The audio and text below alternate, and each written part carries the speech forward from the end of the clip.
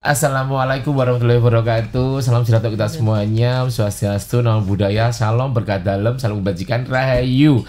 Sungenjang Bu Siwi. Sungenjang Mas Selamat siang Pak Rahmat. Selamat siang Mas. Juga Mas Rosyad apa kabar? Oke. Jadi mitra Sibakul yang tercinta, hari ini saya berbahagia sekali Zen Risna bisa joining di program yang sangat luar biasa, podcast dari tim Dinas Koperasi dan UKM Daerah Istimewa Yogyakarta. Kali ini kita punya tamu yang luar biasa nih, teman-teman semuanya yang mitra Sibakul. Ada Pak Rahmat Putranto. Beliau adalah Chairman US Chapter Kadin Indonesia Trading House, juga co-founder Indonesian Diaspora Entrepreneur Association di USA, serta ini ada ibu kita tercinta Bu Siwi dari Dinas Koperasi Daerah Istimewa Yogyakarta, serta Mas Rosyad ini yang biasanya jadi host, kali ini jadi co-host karena kekurangan ajaran saya membuat beliau jadi co-host hari ini. Baik, mitra Sibakul semuanya. Jadi host, kenapa saya jadi host hari ini? Karena ini kaitannya dengan kegiatan kita yang kemarin, yaitu kita barusan selesai program Jogja Home and Culinary Expo 2025. 3 hari ya Mas Rosyad di Plaza Barukmo ini yang didukung sama Dana Keistimewaan. Juga terima kasih kemarin saya menjelang akhir itu baru ingat Bu Isa belum bilang terima kasih untuk sponsor kami. Terima kasih buat BPDIY, buat Bank Mandiri, Bank BNI dan juga BRI serta Pos Indonesia. Terima kasih untuk kehadirannya mensupport kita semuanya. Menindaklanjuti program kita yang kemarin ini, Pak Rahmat, kan kemarin kita sudah talk show di atas panggung, bahkan Bu Siwi juga hadir di situ mengenai potensi ekspornya Yogyakarta ke luar negeri. Tapi kan kemarin kita menyampaikan ya Bu Siwi bahwa kalau misalnya sebelum ke US ke provinsi sebelah lah gitu-gitu dulu. Nah, saya cuman bacakan dulu ada data yang sangat luar biasa bahwa di bulan Januari sampai Juni 2024 kemarin itu tuh ekspor kita 246,3 juta US dollar. Can you imagine teman-teman mitra Sibakul bahwa sebetulnya angkanya luar biasa, dan produk utamanya adalah apparel, non-plated, kemudian rajutan, furniture, pencahayaan, kerajinan kertas, produk kulit, dan juga kacang mete. Kacang mete tahu kan Pak Rahmat? Tahu Pak. Kacang mete dari apa asalnya coba? Dari jambu mete. Jambu mete. Bayangin aja itu atau dalam Bu Siwi zaman dulu jambu monyet ya Bu. Jambu monyet ya. Jadi itu kasihan loh monyetnya kita buat, metenya kita ambil. Dan kalau salah ngomong akan salah makan pinggornya. Pinggoren bukan sih namanya? Gitu Bu. Luka semua itu. Luka di ujung bibir. Metenya cuma dibuang-buang aja kita. Lagi zaman dulu kita nggak ngerti, zaman sekarang luar biasa itu ya. Mahal. Baik, kan kalau Mas Rosyad itu juga teman-teman kita di Plut nih Pak. Jadi iya, ini beliau ini orang Plut yang bukan ngopeni tapi lebih tepatnya sambil bermitra dengan teman-teman yang lain mitra Sibakul kalau butuh pelayanan tentang UMKM koperasi itu dengan teman-teman Plut gitu.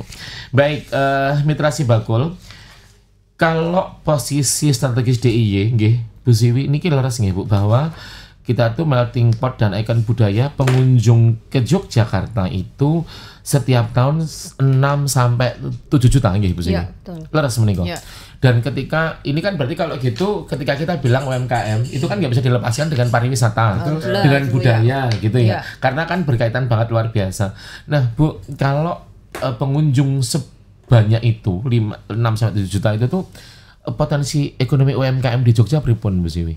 Ya mestinya kalau kita bicara potensi ekonominya sangat luar biasa ya, karena kan pengunjung ini kan pasti butuh satu akomodasi. Nah, betul. Bicara di dalam multiplayernya kan multiplayer efeknya kan ada di sana akomodasi. Betul. Kita banyak hotel, homestay. Di dalam hotel, homestay ini juga ada karyawan, ada konsumsi yang diperlukan di sana. Selain itu mereka juga pulang itu mestinya tidak dengan tangan kosong. Mereka kan mesti oleh-oleh bukan untuk hanya dirinya sendiri, tapi bisa untuk keluarga, mitra, untuk keluarga. Ini kan juga menjadi saat di sini mereka pun kuliner. Nah, ini kan menjadi potensi yang sangat luar biasa untuk multiplayer effect di dalam pengunjung. Kalau bicara seberapa sih sebetulnya spending money-nya kan harusnya seperti itu ya betul, gitu Bu, ya betul, gitu. Bu. Jadi kan ini yang menjadikan kontribusi terkait dengan UMKM atau para pengusaha di Jogja ini disupport memang dari mitra-mitra kami itu gitu. Oh, baik. Apalagi ya Mas Rosyad ini berarti pas banget ya kita kegiatan kita kemarin itu loh Bu, pas banget karena tadi Ibu menyampaikan ketika akomodasi kan kamar juga butuh dipoles dengan kewanginya, dengan apa namanya dekor-dekornya gitu loh Bu. Spraynya, betul kan kemarin gitu. Pas banget kan kemarin kita pameran itu, dan Pak Rahmat kemarin sempat mencicipi produk-produk yang teman-teman bikin nggak? Sudah. Salah sebut merek aja, punya Broko kemarin udah dicoba. Yang Broko kemarin cuma saya coba sedikit karena saya memang udah kenyang ya. Tapi saya merasakan bahwa teleponnya bunyi. Itu kayaknya panggilan itu Pak, panggilan alam bukan ya? Mohon maaf ini. Sudah dicoba yang kemarin, yang dicoba Pak Rahmat apa yang diingat coba? Ada cookies yang tipis-tipis yang hijau itu. Oh apa namanya itu loh Bu, kayak almond yang tipis-tipis itu ya Bu. Oh iya, kemarin itu ya. Iya. Enak sekali. Kemudian kalau yang gula aren yang kemarin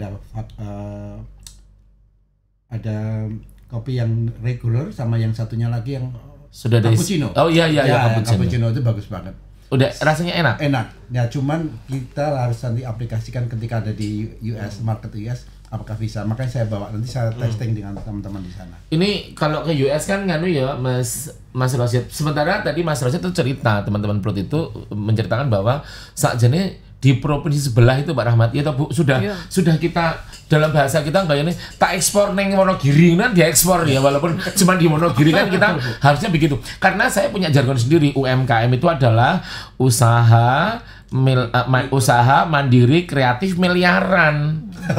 UMKM jangan usaha kecil mikro menengah, enggak lah gitu. Tapi kita menjadikan usaha mandiri kreatif miliaran. Kalau kita bilang naik kelas gitu Bu, kadang-kadang kalau saya bilang saya itu ketika saya lagi MC, lagi moderator atau lagi ngisi BEMTEK, ketika kita bikin salam naik kelas gitu, naik kelas, teman saya ada yang mendm loh, naik kelas piro bro? Kan pertanyaan kan Bu.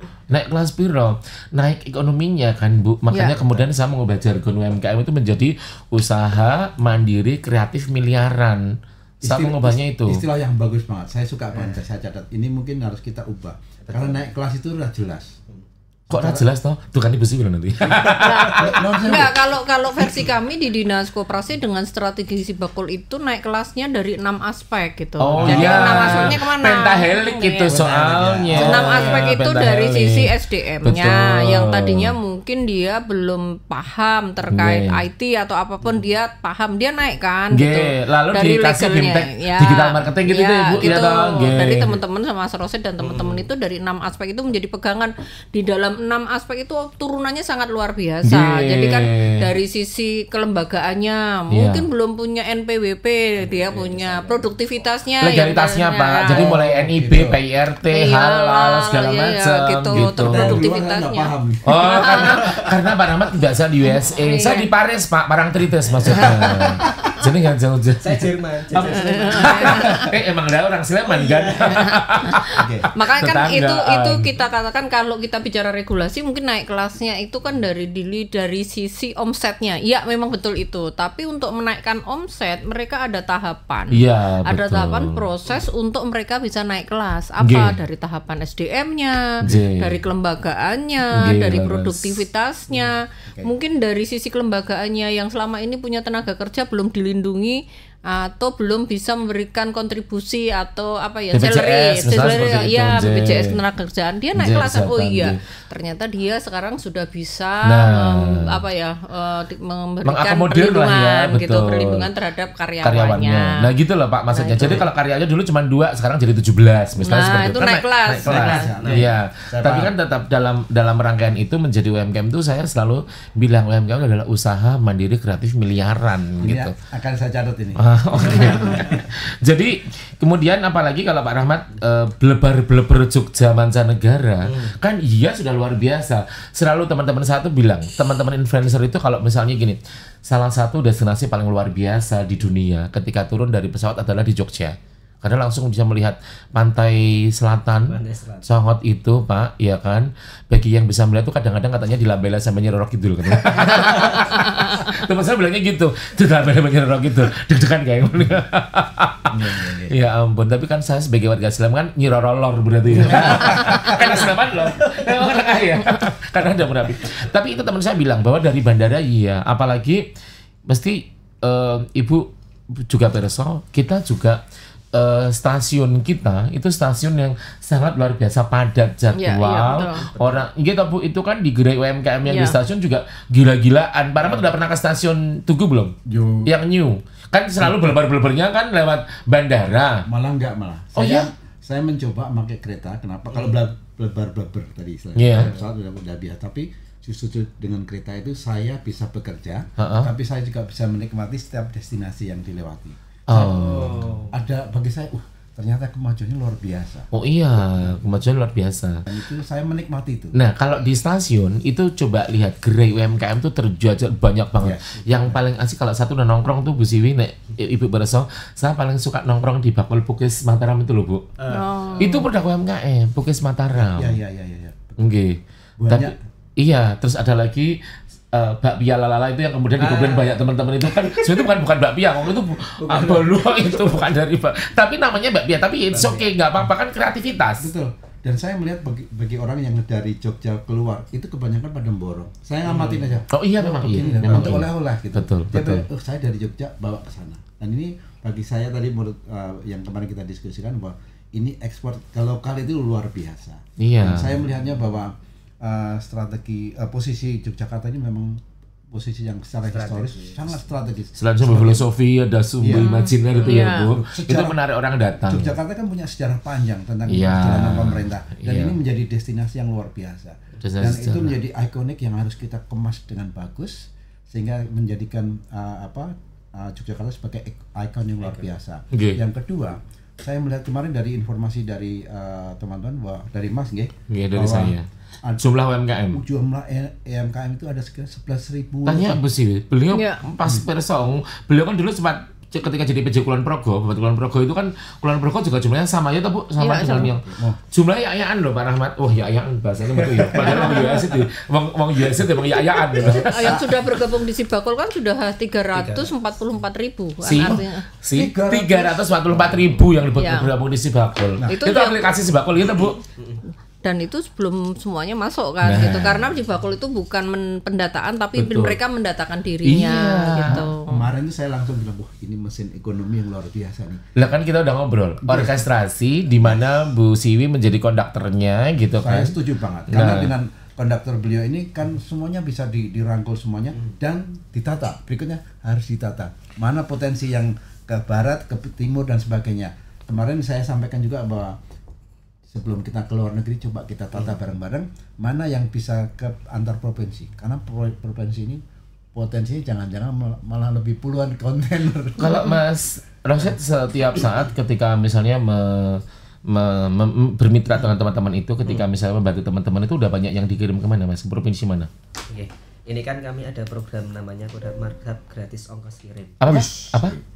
Program Markup Gratis Ongkos Kirim. Oh yang dengan kantor pos kemarin? Ya, salah satunya dengan kantor pos. Kami ada yang pengiriman instan lokal DIY dan pengiriman luar daerah paket, pos dan Paksel. Oh Paksel.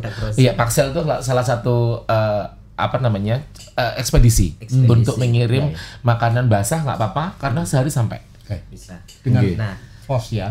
Pos. Paksel enggak dong, Paksel bukan pos. Oh, beda. Yang free ongkir tapi yang free ongkir itu untuk teman-teman pelaku UMKM. Betul. Khusus untuk UMKM yang ada di DIY karena menggunakan dana keistimewaan. Oh, ya akhirnya tetap Bu Siwi harus tanda tangan. Tetap Ibu harus tanda tangan. Nah, ini untuk menunjang pemasaran yang ada di Jogja terutama. Iya. Bahkan sampai luar negeri juga. Kemarin kan pos ada di situ. Yang kemarin dikirim ke Korea itu ya, termasuk di situ ya. Kemarin sebelum Pak Rahmat hadir kita talkshow-nya dengan teman-teman dari kantor pos Pak. Jadi menyampaikan mengenai kalau dari Kulon Progo dikirim ke sini apakah juga gratis? Karena produk-produk dari Kulon Progo itu kan juga bagus Pak. Bagus Pak dari Kulon Progo itu. Gula semut ya Bu, luar biasa. Beneran. Si Grass itu dari Kulon Progo, Pandan Laut. yang jadi tikar, jadi kursi, jadi meja, termasuk jadi hiasan dinding dan segala macam itu Kulon Progo Pak Singkres. Iya, Broko itu seharusnya Kulon Progo, cuman dia officialnya itu ada di Sayegan. Tapi materinya dari Kulon Progo. Ya. Kantornya di Sayegan, Sleman. Tapi Sayegan dan Kulon Progo itu cuma nyebrang sungai Progo, cuma nyebrang doang. Beneran, makanya Pak Rahmat kayaknya harus diajak jalan-jalan ke Kulon Progo. Ke 3 kali Progo kan lho. Neng Bukit Menoreh kalau sambil menikmati the real kopi Menoreh. Oh gitu guys. Di Kulon Progo Pak Rahmat. Ajak tuh dubes-dubes, konsulat jenderal semua kumpulin sama Pak Rahmat. Kita ajak ya Bu ya ke ini. Saya kemarin udah matur dengan Pak Rahmat dan Ibu. Bu, gimana kalau misalnya kita bikin aja kayak semacam tabletop travel dialog kalau di pariwisata. Kalau di dinas koperasi saya kurang tahu apa istilahnya, tapi yang penting adalah memperkenalkan produk-produk, bukan kenalin lagi kalau kita mau udah jualan sebetulnya. Wong secara ini udah mature ya Bu produk kita tuh. Sudah mature. Jadi kan sebetulnya kan antara pariwisata dengan UKM itu kan tidak bisa terpisahkan ya. Ini makanya kan tinggal sebetulnya pasar yang tahu yang nanti akan hadir ini kan mestinya kan pariwisata betul karena kan gitu. Itu kan apa namanya jenenge Bu reservasi dulu gitu kan gitu. Maka kan kita gitu kan, kira-kira biar mereka hadir itu apa yang harus kita siapkan gitu kan. Jadi kan ini kan memang tidak bisa dipisah-pisahkan. Oh iya tamu kita dari Amerika, oh ya tamu kita dari Timur Tengah, dia punya style masing-masing, punya hobi masing-masing. Artinya kan kita harus siapkan semua. Oh ya kalau di bulan ini tamu ini akan banyak dari sini, pastinya kita harus bisa menangkap. Gitu kan. Nah inilah sebetulnya yang kenapa di dalam melakukan pendampingan, pembinaan ini kita tidak bisa sendiri, maka kan kita harus bergandengan antar lembaga, antar sektor, antar mitra juga ya Bu ya. Kalau dari Pak Rahmat nih, dari USA itu kalau paling suka menurut Pak Rahmat yang selama diaspora, nggak cuma diaspora sih Pak, itu produk apa yang paling diminati Pak? Produk yang diminati oleh Amerika itu kalau menurut data sangat bervariasi. Kenapa? Kenapa? Amerika itu sama menjadi melting potnya untuk negara Kanada, Meksiko. Jadi kalau Bapak Ibu lihat Kanada jumlah penduduknya tambah Amerika Tengah sama Amerika Selatan, totalnya hampir 900 juta manusia, almost 1 billion. Iya. Jadi barang itu ketika masuk di Amerika dia akan menyebar kemana-mana karena sistem distribusi mereka sudah sangat modern. Berikutnya bahwa Amerika ini kalau membeli 100 dia tidak akan dimakan 100. Dia diproses lagi, dia sebarkan ke tempat yang lain. Sorry, membeli 100 misalnya saya pelaku UMKM nih. Jualan saya adalah kopi misalnya tadi itu. Dibeli 100 oleh Amerika, dia tidak akan dimakan dirinya sendiri. 100 itu. Dia olah lagi, dia sebar ke tempat lain. Contoh simple. Starbucks. Amerika itu tidak memproduksi kopi. Tidak ada wilayah yang bisa mengeluarkan biji kopi. Mereka membeli biji kopi dari negara-negara, dia olah, misalnya kayak Starbucks, diolah masuk lagi ke Indonesia. Sumatera Coffee. Padahal itu dari sana ya? Dari kita sendiri gitu loh. Tapi cuman dia cuma ngolah doang ya? Ngolah, ada value editnya. Kui bro. Keren bro. Padahal kui bro. Wah, sebenarnya jatah tempe bro medeni. Kita pelajari mindsetnya mereka adalah mindset yang industri. Jadi kita harus meng-approach mereka dengan cara-cara yang sama. Kalau cara kita mau approach mereka dengan cara retail, nggak nyambung. Makanya yang saya sampaikan kepada Ibu Sibi itu adalah kita harus membentuk agregator, tapi yang sistem itu harus proven dengan baik. Selama ini yang dilakukan oleh teman-teman kita adalah sporadis, masing-masing punya. Iya masing-masing sih, betul. Tidak nyambung dengan. Secara orkestrasi memang begitu sih ya Bu. Kayaknya punya kepentingan, bukan kepentingan sih, punya gaya masing-masing. Standarnya nggak standar gitu. Nggak standar. Makanya mari kita mulai bareng-bareng. Satu-satunya kita harus ada kolaborasi yang cukup bagus. Dan itu cuman bisa dikondak oleh Ibu karena kan Ibu yang di operasi di UMKM gitu. Contoh yang real itu karena di sini ada potensi tadi, ada mesin ekonomi yang luar. 344.000 di Zibakul. Kalau itu dikelola sama Ibu dengan timnya, waduh, bagi saya kemarin. Saya kalau gitu aku deg-degan loh Mas Losit. Aku mau pergi Indonesia, tak jak loh. Saya siap Bu, paspor masih aman, masih lama paspor. Masih berlaku aman. Nah, memang ada satu strategi yang gini loh. Saya ini psikologis saja ya. Saya belajar di beberapa pertemuan dengan teman-teman di Kadin, teman-teman di Global CEO dan sebagainya. Mereka salah satu teman saya memang punya perusahaan Nakama ID, nanti dicek lagi. Nakama ID di Amerika ya. Kantornya di Singapura, Indonesia. tapi ada di Singapura. Di Jakarta. Jadi mereka itu sebagai kayak bridging saja. Dia bilang, Pak Rahmat, kalau produk ini saya pasarkan ke Indonesia, mungkin cuma dapat penjualan 1.000. Tapi kalau ini saya brandingkan lewat Amerika, balik lagi bisa menjadi 300. Kenapa? Ini psikologisnya kayak begitu. Oh, saya jadi tahu, Bu. Kalau misalnya Ibu tindak kemana-mana, kita kan selalu bilang es teh 3.000 ta, Bu. Tapi menjadi iced tea 17.000. Iya nggak? Itu branding. Ya branding ya. Branding, lagi.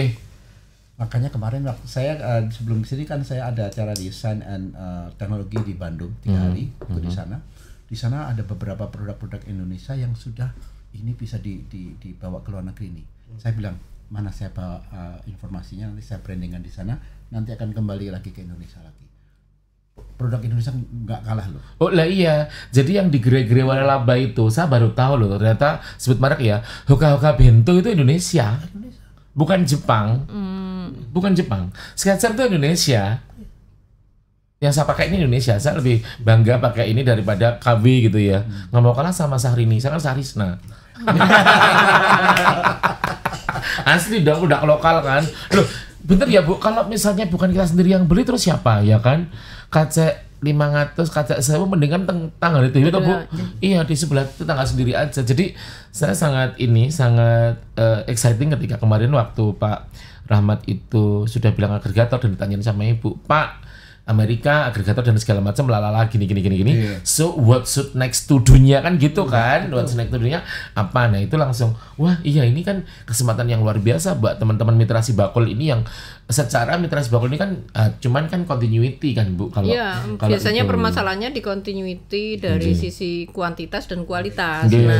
Maka kan sebetulnya kalau kami dengan apa yang kita agendakan kemarin memang Dinas Koperasi mencoba sebetulnya ini sudah sering dilakukan pameran ini, tapi pameran kemarin mungkin kan lebih kita kuatkan bisnis matchingnya ya. Dan alhamdulillah ternyata matching banget gitu berapa. Maka kan saat Pak Rahmat ketemu waktu itu saat di UGM ya, acara di UGM mungkin bisa memberikan pencerahan bagi kita. Nah, pencerahan itu apakah harus segera tindak lanjut? Kalau menurut kami ya, karena apa? Sekarang itu kita nggak bisa menunggu lagi. Cuman jangka pendeknya apa, jangka panjangnya menengahnya apa, jangka panjangnya apa. Pamannya kemarin dari beberapa produk kira-kira yang nyantol berapa, karena ini apa? Ini akan menjadi contoh yang lain. Jadi ini kan tidak harus semuanya harus nyantol, enggak. Oh mungkin 5, oh mungkin ini, mungkin caranya seperti itu. Karena kan setelah itu yang sudah bisa masuk ini nanti akan bicara luar negeri atau akan bicara di luar provinsi. Itu kan nanti mereka kok punya ini bisa masuk tuh kenapa tuh, oh ini loh ada seperti ini biar mereka ngikuti niru itu dalam arti niru terhadap kalau mereka mau naik kelas tuh ya saya harus ngikuti ini, jangan puas diri apa yang sudah ini, ya sudahlah saya gini aja sudah laku betul, nggak boleh cepat puas kan. Yang saya tahu Pak Rahmat, Bu Siwi itu dari produk di Kalasan namanya Bakpia Menuk jika bereso, punya Mbak Ati, Mbak Ati Bakpia Menuk itu sampai punya cabang di Malang, punya cabang di Semarang. Ini mau buka cabang loh, bukan franchise loh, cabang buka di Jawa Barat bentar lagi. Karena permintaan ternyata luar biasa. Kalau Ibu tindak ke Malioboro Mall itu kan ternyata dia punya gerai Mbak Ati itu di Bakpia Menuk di Malioboro Mall. Dan saya pernah waktu ngisi itu buru-buru itu loh. Mas, mobilku ki isine kebak barang sing ditunggu ning Malioboro Mall. Jadi harus ngisi karena saking banyaknya kemana-mana gitu. Jadi kan sebetulnya yang disampaikan Ibu dan Bapak kemarin itu Pak Rahmat dan Bu Siwi kan sudah ya wes kalau gitu ke provinsi sebelah dulu biar sebelum jauh-jauh ke Amerika, karena kan di Amerika nggak ini ya Bu, nggak mudah tuh Bu. Harus bikin dapur bersama dulu misalnya yang masak gitu kan. Terus bayar apa tadi kemarin FDA yang nilainya yang nggak sedikit loh. Hampir berapa? Hampir $1,000 ya. Hampir $1,000. Berapa itu kalau dikalikan? Sekitar 14 juta Bu. Kalau teman-teman UMKM bikin gitu setiap tahun loh Bu. Iya kan Pak Rahmat? Setiap tahun kan ya rada lumayan ya Bro. Kalau sendiri. Makanya kemarin konsepnya seandainya dari DIY bisa punya dapur komersial bersama dan semua dimasukkan ke sana, bergantian dengan mungkin ada masing-masing jatah 10 jam dan sempat ketemu, mungkin itu sangat lebih efisien ya. Sangat efisien. Karena nanti FDA itu akan datang ke lokasi itu dan izinnya cuma satu dipakai bersama-sama. Iya Dap, oke Dap. Sleman gawe. Sleman. Ya mesti nyoni ibu ngono. Mahal loh. Menurut saya tidak mahal membuat dapur bersama tadi. Yang komersial ya. Itu tidak mahal. Tapi kan kalau produknya maksudnya macam-macam, ada kripe, ada cake, apa itu terus gimana? Nggak apa-apa. Oh boleh ya? Izin itu hanya untuk di satu lokasi. FDA-nya di dalamnya mau 100 model produk nggak apa-apa. Gitu Bu, ya kalau murih misalnya $1,000 disonggawang 100 ya murah loh Bu. Murih. $10 akhirnya kalau misalnya disonggawang. Iya itu murah ya. Oke. Murah. Dan itu nanti begitu commercial kitchen tadi commercial kitchen ya ada, kemudian nanti tinggal distribusinya kepada agregator. Jelas. Ya kan? Kita harus pakai proses yang jelas tadi. Jadi teman-teman yang FMD tadi masuk di situ, selesai dari situ nanti diproses, kan di situ nanti akan diproses oleh FDA. Harus nulisnya bagaimana penulisannya kan harus ada satu bahasa Inggris. Karena pakai bahasa Inggris. Ya. Ini ada masalahnya. Oh, gampang, Pak. Iya, kalau iya. Tapi jangan pakai mohon maaf translate itu karena mesti bahasanya keliru kabeh. Tapi ada aja disebut jenenge, itu senengnya Pak Dewi. Royalty kayak Dewi Muni. Itu translate itu loh. Tapi kalau AI oke lah gitu. Pakai itu terus kemudian tinggal nanti ingredient-nya tadi kan ada wording yang khusus. Nah itu nanti teman saya yang Agus, Ibu monggo silakan diundang.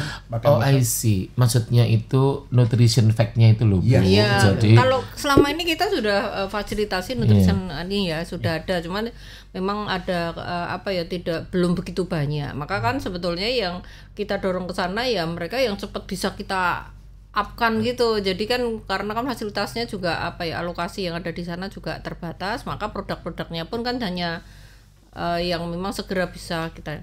Nah permasalahannya itu kan gini, di saat kita akan bangun sesuatu ya kayak rumah atau dapur bersama ini kira-kira kelembagaannya seperti apa gitu kan, SDM-nya nanti yang akan di situ siapa, pengelolaannya gimana, ini jangan sampai yang terjadi ini kan kering sudah dibangun nggak dipakai akhirnya mangkrak kan gitu. Sedap dirimu ngerti toh Sleman ki katanya duwe rumah jadah ki kan. Iya, rumah jadah itu yang di Kalerang itu loh Bu. Iya, rumah jadah itu ya. Menika kan kadasnya bisa dibuat untuk rumah gitu enggak sih Bu, dapur bersama bisa enggak ya kira-kira? Nah, itu kan tinggal saya belum mungkin Pak Rahmat ada contohnya yang dimaksud dapur bersama itu seperti apa gitu. Saya dengan mungkin nggak lama akan saya kasih contoh yang di sana. Kriterianya menurut luasnya berapa gitu kan gitu.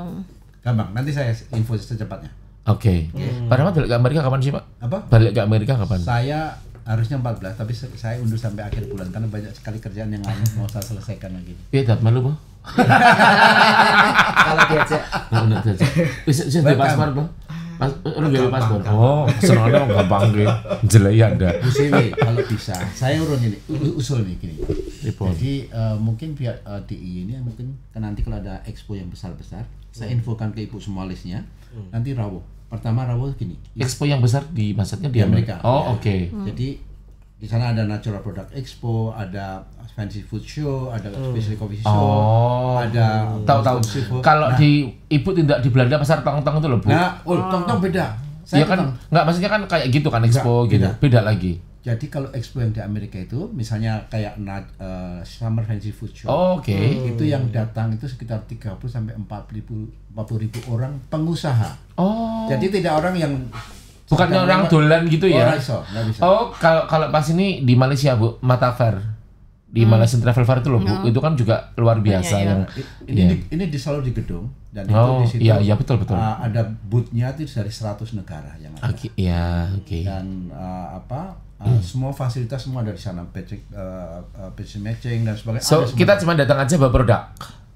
Saran saya yang pertama, ketika nanti Bu Siwi dengan timnya mungkin Rawuh dulu, bersani dulu, observer dulu melihat semuanya potensinya.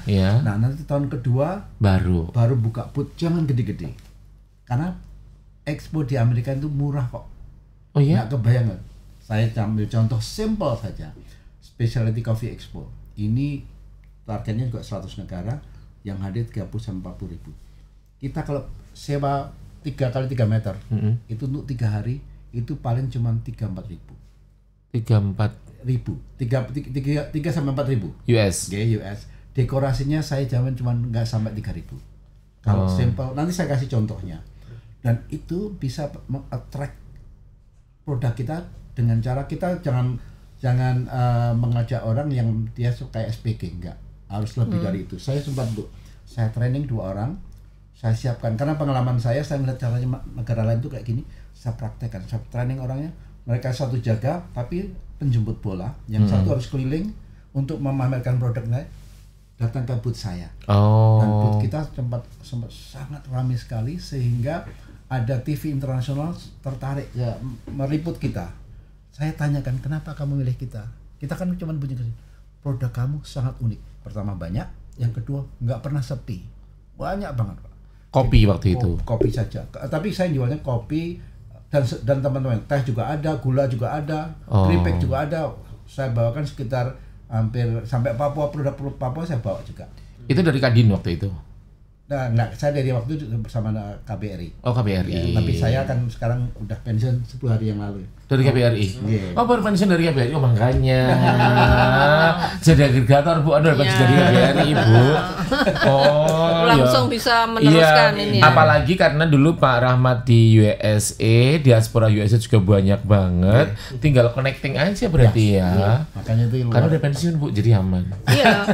Maksud saya kan ini dengan Pak Rahmat kita itu kan anggaran itu terbatas efisiensi ya kita sana. Maksud saya itu kami bukan kita diam, oh ya kami nggak ada anggaran gitu terus diam. Tapi minimal kita itu kan sudah punya Pak Rahmat. Ya. Nah, Pak Rahmat agregator kami, produknya sampai ke sana. Kalau saya sampai ke sana itu susah. Betul. Gitu. Mahal Pak, beneran. Bukan karena apapun, efisiensinya nggak diperbolehkan. Kayaknya loh, iya, kayaknya betul. Kayaknya. Kan kita punya diaspora di sana, mestinya banyak. Iya, maksudnya kan produk apa ya Pak Rahmat? Nanti iya. kan seperti Mas Roset sampaikan tadi, kita ada fasilitas ongkir loh, kita sendiri. Nah, gitu kan. Minimal kan pertama yang dibawa sampelnya dulu, seperti apa. Terus ini bisa tindak lanjut. Ya, kabari saya melalui Mas Roset atau gimana. Ya, yang desain ini yang dibutuhkan. Maka kita nanti intervensi pendampingan itu akan fokus yang segera di-up-kan. Karena kan ini dampaknya kan dari sisi tenaga kerja yang direkrut, dari bahan baku yang dibutuhkan. Betul. Ini kan akhirnya kita nggak melihat hanya satu UKM, tapi dari satu pengusaha ini akan mempunyai dampak yang sangat luar signifikan biasa juga gitu. Sih, maka kan betul. Jangka pendeknya ini biar kita bisa blow up ya Mas Krisna ya. Oh iya, dari kemarin acara yang ada di Ambarukmo itu kita sudah bisa menemukan sebuah skema kesepakatan dan ada beberapa UKM yang ikut di sana itu bisa dibawa Pak Rahmat gitu. Dan menjadi eksportir atau Bu berarti? Betul. Baik, saya menanggapi Bu Siwi, saya sangat senang dan saya akan dengan teman-teman akan membantunya. Membantu dalam arti kita bisnis ya. Nah, saya kemarin sempat menyampaikan ke UGM dengan pada waktu kita di hari yang kedua itu kita harus punya close up apa istilahnya rak etalase ya, yang kecil-kecil nggak usah banyak-banyak karena nanti saya akan bicara dengan pengusaha-pengusaha Indonesia yang punya toko di sana Bu. Jadi ini ada etalase Jogja, ini ada etalase dari mungkin Jakarta dan sebagainya, dan masing-masing punya, dan nanti mereka terkonek semua dengan QR code semuanya gitu. Jadi itu akan memudahkan. Nah, makanya nanti agregator sistem yang sedang kita jabat harus nyambung semua ke sana. Ini makanya memang perlu waktu karena teman saya nggak bilang ini nggak gampang ini, tapi saya sanggup. Oke, ya sudah. Dan nggak cuma 1-2 hari, nggak 1-2 UMKM, tapi banyak. Iya, makanya kan etalase itu kira-kira etalasenya apa ya? Itu yang nanti kan teman-teman UKM sekarang itu kan UKM, kalau kita bicara UKM jangan sampai teman-teman ini hanya semua dipasrahi pemerintah. Mereka juga harus share. Betul, yang namanya promosi itu kan anggaran paling besar ya di dalam usahanya. Maka kan dia akan kirim 5 pods atau 3 pods untuk dipasang di sana. Dampaknya seperti apa? Kalau pemerintah kami nggak, keuntungannya apa? Kita itu kembali keuntungannya adalah pemberdayaan masyarakat. Jadi fasilitator toh masyarakat. Iya, masyarakatnya sejahtera, itulah pemerintah gitu. Ya kan kita punya, kalau dari dulu ya, kita Bu Jerbasuki mau beyo toh. Iya, betul. Apa artinya? Cerbasi itu kalau mau maju, mau sejahtera itu nggak gratis. Dalam bahasa Amerika no lunch free. Iya kan? Ben jelas Pak. Lah ya. Cerbasi mau mobil. Loh, kalau ini Mitra Sibakul udah paham semua. Loh, Mitra Sibakul itu kalau misalnya teman-teman pelaku UMKM itu ada kegiatan, mereka juga keluar biaya loh Pak Rahmat. Ingat dana loh gitu. Jadi artinya mari kita bukan tanggung renteng, tapi mari kita berkolaborasi. Karena mereka terus rasa memiliki ya. Betul, saya harus membalikkan apa ya. Betul, sensasibilnya ada. Jadi kalau tadi Pak Rahmat sudah menjadi agregator di program kita di Dinas Koperasi dan UMKM di DIY ini, ya tinggal nanti Bu Siwi tinggal yuk suara 1, suara 2 keluar suara kadal misalnya seperti itu kan bisa kumpul nyanyi. Kan jadi harmoni gitu loh. Iya kan? Makanya peran sebagai orkestrator ini sangat menentukan sekali. Kalau di sana ada Royal Orchestra, ini Royal Product. Kenapa? Dengan adanya kayak begitu nanti para agregator itu enak bekerjanya. Bukan maksudnya ada sistem yang berjalan. Kalau enggak repot banget kita. Jadi kalau kita suka dihubungi dengan para pengusaha itu satu-satu harus menjelaskan. Ini pengalaman saya. Selama COVID kemarin, kami itu mengadakan pertemuan via Zoom itu mungkin total yang tambahan saya teman UKM sekitar 3.000-3.500. Dan akhirnya kita saring sedikit terus kita bawa di pameran-pameran. Tapi kendalanya apa? Sustainable ya. Quality itu nggak nyampe. Jadi perlu ada QC, quality control. Makanya si agregator nanti sudah ada di sana. Iya, maksudnya kan Pemda itu kan bersama-sama mungkin ada nanti dengan teman-teman praktisi juga. Ini yang tanggung jawab di situ gitu.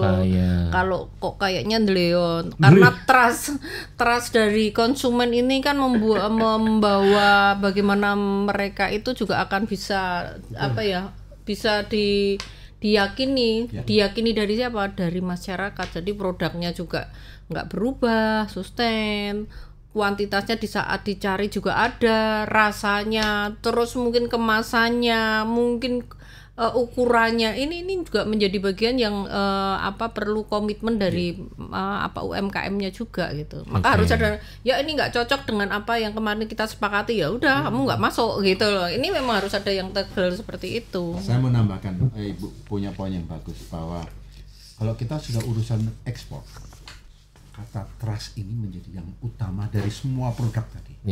Begitu tidak kena trustnya repot. Karena distributor itu mereka yang memegang trust. Sangat. Itu sama dengan prinsip Jawa juga. Ajining diri sekolah di. Nati, nggih. Iya, ajining reka sekolah busono gitu maksudnya. Jadi memang ini secara filosofis pun masuk semuanya. Jadi gini, ini last but not least, teman-teman Mitra Sibakul dan juga para pemirsa podcast yang sangat luar biasa ini, Pak Rahmat, Bu Siwi, ini ada pertanyaannya. Jadi kalau gitu dari program ini keberlanjutannya kira-kira dalam waktu dekat mau ngapain nih? Ya kalau saya nanti sama-sama ya Pak Rahmat dengan yang lain juga, nanti hostnya Mas Krisna sama teman-teman Plut, di sini ada Mas Roset. Kemarin kan sudah ada beberapa event ya, agenda edisi-edisi yang memang arahnya untuk menaik kelaskan UMKM dari sisi quality dan segala macam ya, Bu. Dari non-pentahlik tadi itu ya, Bu. Dari sisi sasaran-sasaran baik yang ada di dalam negeri maupun yang di luar negeri, salah satunya kan dengan Amerika gitu. Maka kita petakan tidak hanya yang ada di kalau bicara di Amerika kok produknya hanya segini yang ditampilkan kemarin di salah satu tempat, itu hanya sebagian showcase. Iya, kan showcase aja. Itu kan tapi sebagian itu masih banyak produk di bersebaran di ini. Kira-kira Pak Rahmat nanti juga kami dari Pemda DIY nyuwun dari sana kira-kira list apa saja sih? Dari sambal-sambal kayaknya kayak apa, keripik-keripik kayak apa, mungkin yang food kayak apa, yang craft kayak apa gitu kan, gitu. Nanti yang fashion kayak apa, mungkin ada. Oh iya, kita akan fokus food aja. Oke, kalau food kira-kira foodnya yang kayak apa, dari si kemasannya atau dari ukurannya ini indirect. Nah setelah itu kami juga akan menyiapkan, kita juga punya list kan, kira-kira seperti ini produknya. Oh ya ini matte, oh ya ini dulu gitu kan, bertahap. Jadi dari long list bisa jadi short list gitu. Nah dari situ tindak lanjutnya kira-kira kalau masuk ke sana kan Sebetulnya saya sepakat tidak harus bicara ekspor itu harus ke luar negeri di dalam negeri, tapi kadang mereka itu pengen mencoba ya experience nang luar negeri itu gimana toh. Betul. Kalau saya ekspor ke luar negeri, meskipun kalau kita bicara ekspor ke luar negeri kadang kalau gagal nggak ditolak itu dampaknya kan juga kita juga berdampak. Ini yang kadang teman-teman tapi bicaranya betul, tapi ini menjadi dorongan juga biar dia kuat. Nah, artinya pertama pemetaan, sama-sama memetakan, yang kedua nanti mungkin dalam waktu jangka pendek mestinya harus ada segera eksekusi gitu. Eksekusinya tidak semuanya Pak Rahmat.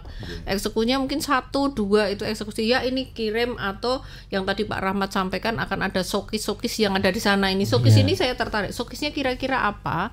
Nanti biar yang ditampilkan yang harus ditampilkan mana, terus kira-kira skemanya kayak apa. Nah, karena di dalam kita menjalankan itu kan pertama harus ada regulasi. Kira-kira regulasinya kayak apa? Kelembagaan kira-kira siapa ini yang nanti akan jadi agregator tanggung jawabnya. Terus kemampuan SDM-nya, kira-kira SDM yang nantinya akan membawa ini kan artinya kan SDM ini UKM-nya kira-kira yang seperti apa. Pastinya kita di dalam regulasi itu akan bicara afirmasi terhadap bagaimana UKM naik kelas.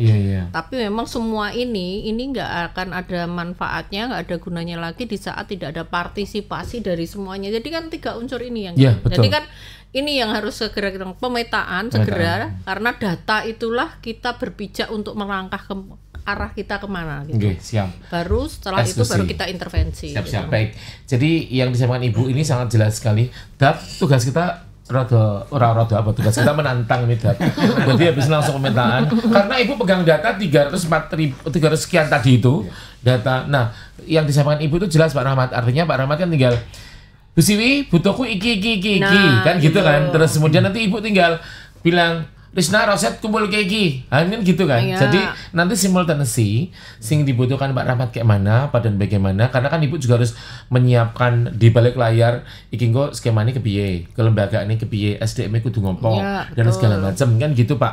Apalagi Ibu ngurusi sak Jogja loh Pak. Iya kan, ngurusi 4 kabupaten 1 kota loh kan. Iya, makanya itu.